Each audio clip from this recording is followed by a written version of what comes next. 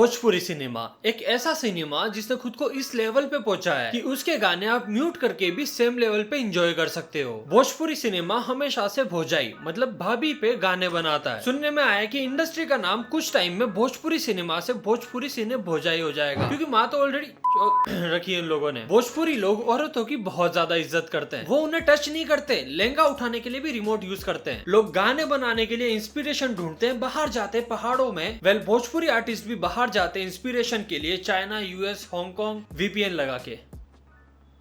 Hello दोस्तों, welcome to anti heroes club. और आज हम लोग बात करने वाले हैं लेजेंडरी भोजपुरी सिनेमा के बारे में कि आखिर इसके साथ ऐसा क्या हुआ कि ये दुनिया भर में अश्लीलता के लिए फेमस हो गया, और आखिर इनका हर दूसरा गाना औरत के ब्लाउज, पेटीकोट, लहंगे पे क्यों होता है। पहला गाना अभी भी भोजाई पे बनता है। और आखिर ये लोग ऐसा एक्ट क्यों करते हैं कि औरतों की धूड़ी समुद्र मंथन से निकली है और उसे चाटने से आत्मा तृप्त हो जाती है। 1963 जब भोजपुरी सिनेमा की शुरुआत हुई, इनिशियली वो बहुत ज्यादा पारिवारिक मूवीज बनाया करते थे, जहां उनकी फर्स्ट मूवी गंगा मैया तोरे पियरी चढ़ाई बो, जो सिर्फ 5 लाख रुपए में बनी थी और उसने 75 लाख रुपए कमा के दिए। मूवी ने अपने इन्वेस्टमेंट पे बिटकॉइन जैसा रिटर्न दिया, बट एक जैसी रिपीटेड मूवीज और डायरेक्ट बॉलीवुड से कंपटीशन होने के कारण टाइम के साथ साथ उनकी मूवीज की हाइप कम होती गई। जहां साउथ के रीजनल सिनेमा के पास एक बेनिफिट था कि वहां की ज्यादातर ऑडियंस को हिंदी नहीं आती थी, तो वो अपनी ही मूवीज देखना पसंद करते थे। बट भोजपुरी और पंजाबी सिनेमा के साथ ऐसा नहीं था। पर पंजाबी सिनेमा अपने कल्चरल रूट्स बहुत ज्यादा स्ट्रांग होने के कारण बच गया, और वहीं भोजपुरी सिनेमा को लोगों को थिएटर में अट्रैक्ट करने के लिए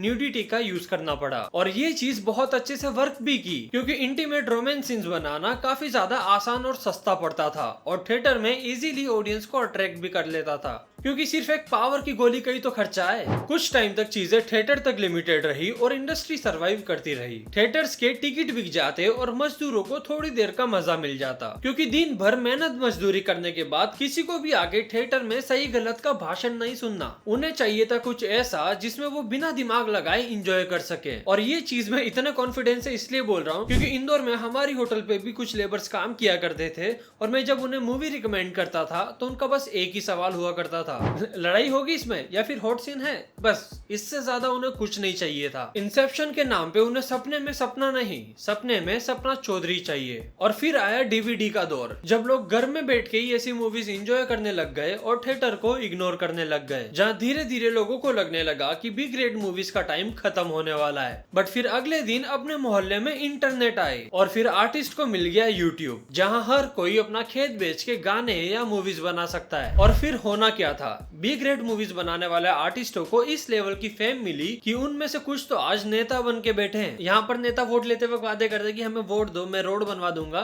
भोजपुर में अलग सिस्टम है, वहाँ वो वादे करते कि मुझे वोट दो, मैं अगली मूवी में रशियन भोजाई लाऊंगा और उनकी धूड़ी चाटूंगा।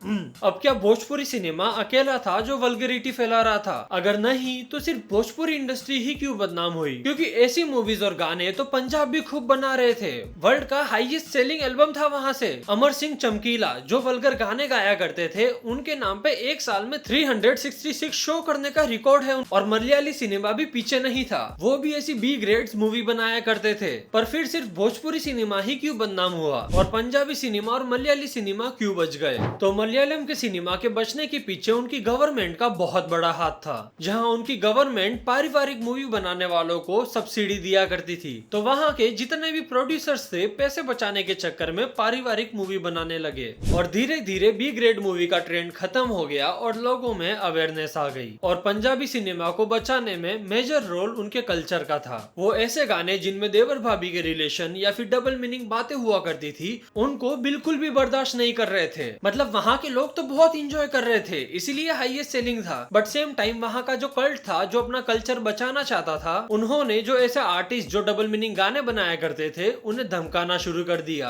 और बीच रोड पे अमर सिंह चमकीला और उनकी वाइफ अमरजोत कौर को सर पे गोली मार के ये चीज क्लियर कर दी कि कोई भी ऐसे अश्लीलता फैलाएगा तो उसे बख्शा नहीं जाएगा, जिसके कारण पंजाब इंडस्ट्री में वल्गर गाने और वल्गर मूवीज का ट्रेंड खत्म हो गया। और वहीं भोजपुरी सिनेमा में ऐसा कोई टर्निंग पॉइंट कभी आया ही नहीं। ना कभी वहाँ की गवर्नमेंट ने एक्शन लिया, ना कभी लोगों ने। उल्टा उनको सपोर्ट करके सर पे चढ़ा दिया ताकि स्टेज पे चढ़ के वो किसी भी आर्टिस्ट के साथ बदतमीजी कर सके और उनकी कमर पे हाथ रख सके। पर्सनली मुझे वल्गरिटी से कोई दिक्कत नहीं है, सबकी अपनी अपनी चॉइस होती है। देखो मैं कौन होता हूँ रोकने वाला। आइटम डांस कराना स्टेज पे कराओ, बट दिक्कत तब आती है जब लोग बाकी लड़कियों को जो आर्टिस्ट बनना चाहती है उन्हें भी उसी तरीके से ट्रीट करते हैं। जो लड़कियां मेहनत से अपने टैलेंट से इंडस्ट्री में नाम बनाना चाहती है, लोग उन्हें भी उसी नजर से देखते हैं कि जैसे वो उनकी पर्सनल प्रॉपर्टी हो। और कंसेंट क्या होता है भाई, ये तो भूल ही जाओ। ये चीज एक्सेप्टेबल नहीं है। भले अब इस चीज पे मुझे गालियां पड़े, तुम डिफेंस में बोल सकते हो कि वो मजाक मस्ती में ये चीजें करते हैं, बट भाई फिर भी सामने वाले का कंसेंट इंपॉर्टेंट होता है। ये सिर्फ एक केस नहीं है, खुलेआम औरतों को मिसट्रीट किया जाता है और लोग उस चीज को एंजॉय करते हैं। मी टू के टाइम कोई भी भोजपुरी एक्ट्रेस ट्वीट नहीं कर रही थी, क्योंकि अगर वो करती कि मेरे साथ ऐसा ऐसा हुआ है तो नीचे एक आधा कमेंट आ ही जाता कि हाँ माँ कसम मैंने देखा है 4K में, मजा आ गया। चलो छोड़ो, चीजों को ज्यादा नहीं खींचते, मुझे तुम लोगों को ज्यादा ज्ञान नहीं देना, बस मजाक मस्ती में मैंने दिल की बात कह दी और कुछ नहीं। बाकी तुम्हारा क्या ओपिनियन है इस बारे में मुझे कमेंट में जरूर बताना, और कहीं मैं गलत हूं तो वो चीज भी बताना, मैं समझने की कोशिश करूंगा। तो मिलते हैं अगले वीडियो में, तब तक के लिए बाय, लव यू।